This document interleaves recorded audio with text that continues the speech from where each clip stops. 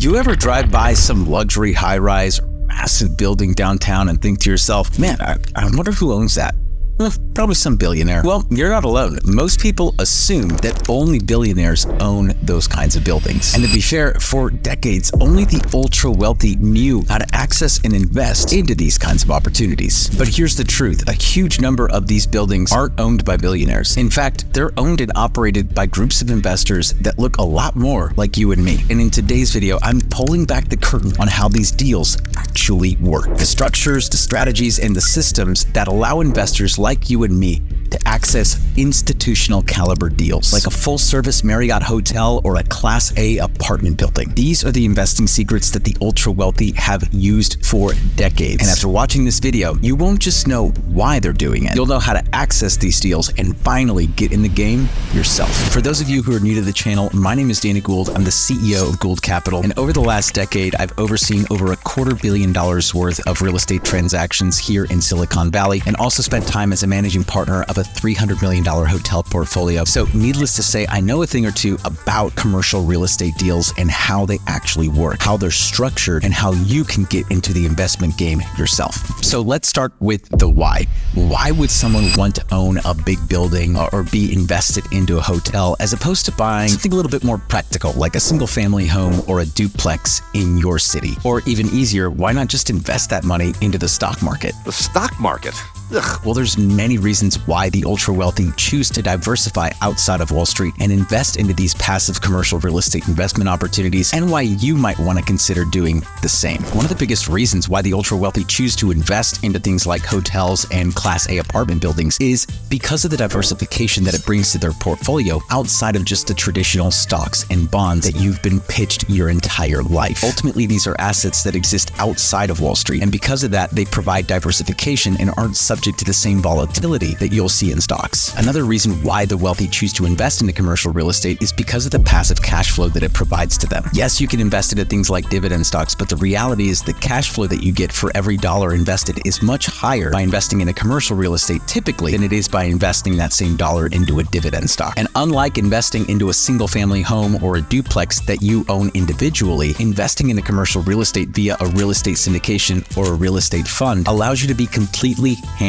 off. No hands! No hands? The operator slash sponsor slash general partner, whatever you want to call them, they're the ones who are responsible for the day in and day out management of the property. And as the investor or the limited partner, all you're responsible for is investing that upfront capital and then sitting there and collecting the checks afterwards. Sounds pretty awesome, doesn't it? Let's say that you have $100,000 to invest into a single family home. Well, you can invest that same $100,000 into a real estate syndication that buys a 300 unit apartment building. And not only are you diversifying across more doors, you're also receiving a tremendous amount of tax benefits by investing into these larger commercial real estate buildings. Now, you also get a lot of tax benefits by investing into single family homes, but a lot of commercial buildings have a lot more tax advantages on a per dollar invested basis. All right, so now you understand why someone would even consider investing into one of these types of commercial buildings. But here's the thing that no one really explains clearly. These deals are not just funded by one large check. They're structured using what's called a limited partnership model. And I know I glossed over this a little bit earlier in the video, but I want to come back to how these deals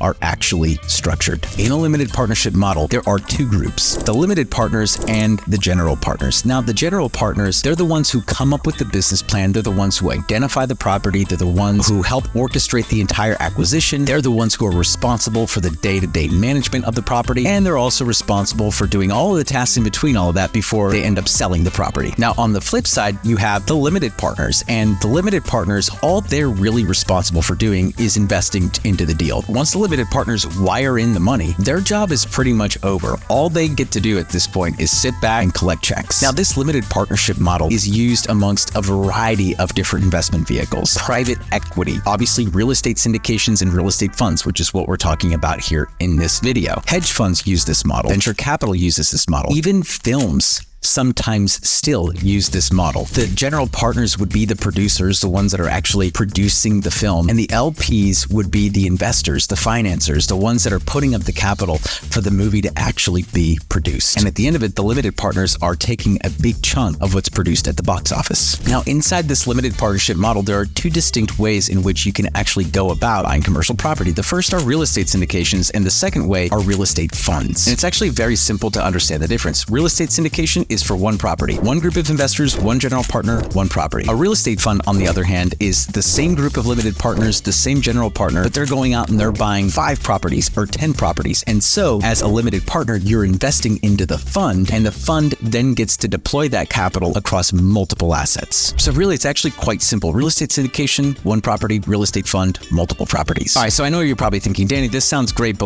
how do I actually make money investing into these types of commercial real estate deals? That's a great question. And while every deal is structured differently, there are usually some common themes in the way in which they're structured and in the way in which investors are compensated. Typically, at the outset, the general partner is going to provide what is called a private placement memorandum, in which they actually outline how the investors are going to be compensated. And there's usually two main ways. The first is through the cash flow that is produced by the building. And these are usually given to the investors either through a quarterly distribution or a yearly distribution, just depending on the business plan and depending on the asset. And then after there is some sort of liquidity event, and by liquidity event, I mean either a refinance or a sale. So either they refinance the property or they sell the property, the investors get a large chunk of money at that point, right? So if there's a refinance, sometimes there is a partial return of capital or a full return of capital back to the investors. And upon sale, they're giving the investors whatever share, whatever split they agree to giving to the investors at that time. Easy money.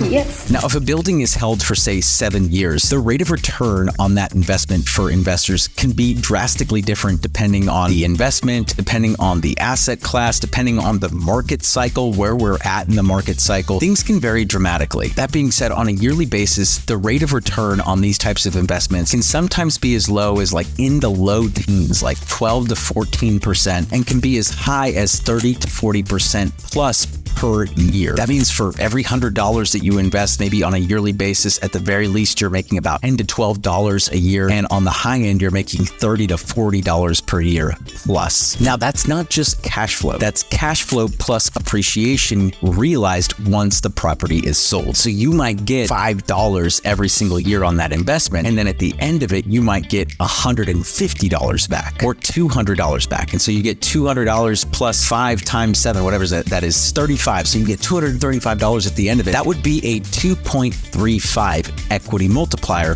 over a 7-year hold period. Now, keep in mind, these return metrics don't really take into consideration all of the tax advantages that you get from owning this kind of real estate as well. So we're kind of glossing over that, and those are added bonuses that kind of get thrown into the mix when you're considering these types of investment opportunities. Now, to be fair, we're just scratching the surface as it relates to real estate syndications and funds. And if you want a more comprehensive overview of real estate syndications, of real estate funds, and how you can actually invest into these kinds of opportunities, I put together a free 40-minute webinar for you. The link to the webinar is in the description box down below, so go ahead and check that out if you're interested in learning more and really getting educated on how these things actually work. I can imagine that at this point, you might be thinking, but Danny, I don't have millions to invest into these kinds of opportunities, but that's okay. Most people assume that you need millions of dollars to invest in these kinds of opportunities, but the reality is that a lot of real estate syndications and funds typically have minimums that start at anywhere from $50,000 to $100,000. Now, there are plenty of syndications and funds out there that have investment minimums of $1 million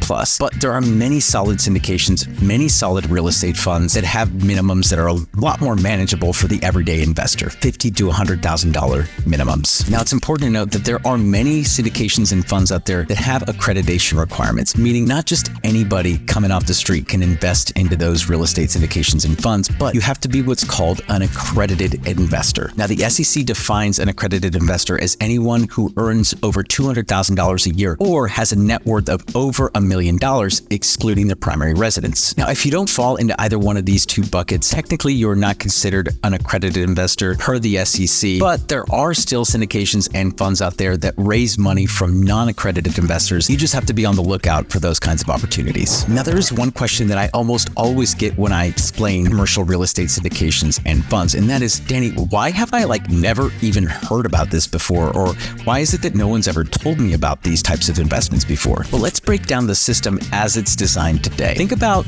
who people tell you to take financial advice from. Your financial advisor, right? Everyone says, oh, go talk to your financial advisor. Your financial advisor will give you the right information. They'll tell you what you should be invested in. Well, the reality is your financial advisor is not incentivized to direct you towards private investments. Why? Because they only get paid when your money stays inside of their system. Wall Street has conditioned you to only be comfortable investing inside of their system. But the truth is, while the average American has 95% of their investment portfolio tied up into stocks and bonds, the ultra wealthy here in America, meaning the top 0.1%, have only 30% of their portfolio invested into stocks and bonds. It's not because they're smarter than you. It's not because they're cooler than you. It's because they simply have access to these types of opportunities through their networks. And access in this game is everything. And the truth is, once you get access to these kinds of opportunities, you can actually peek behind the curtain and get comfortable with the idea of investing into syndications and funds. You will never see the game the same again. Now, let's be real. The average person doesn't really have the time to go out there and look for these kinds of deals, let alone actually analyze the deals, make sure that they make sense for them and whatnot. And this is something that, as I was raising capital for that $300 billion hotel portfolio, I came across very often, where investors would be interested, they'd be curious, but they wouldn't necessarily have time to go out and look for deals or actually take the time to understand and analyze those deals. And that's why I created Gould Capital. I'm looking at deals every single day. I know some of the greatest sponsors and operators out there, and every time that I'm interested in investing into a deal, I send that same deal out to my investor community so that anyone who's interested in investing into that deal can do so alongside me. Now, I don't just take anyone into my investor community. This is an incredibly exclusive network that I've put together. For starters, you must be an accredited investor to join. So if you don't fall into one of those two buckets that I mentioned earlier, or if your household makes $300,000 or more, that would also be considered an accredited investor as well. So individually, $200,000, household $300,000, or a net worth of $1 million or more, excluding primary residence. If you fall into one of those three buckets, would be happy to chat with you and see if it would be a good fit. So you can find my calendar link in the description box down below. Find a time that works for you so that we can get together via Zoom and see if it would be a good fit. Now, if you've made it this far in the video and you are not yet subscribed to this channel, what are you waiting for? Click the subscribe button, hit the notification bell to get notified every single time I post a new investment video just like this one. This is Danny Gould, everyone, with Gould Capital. I will catch all of you in the next video.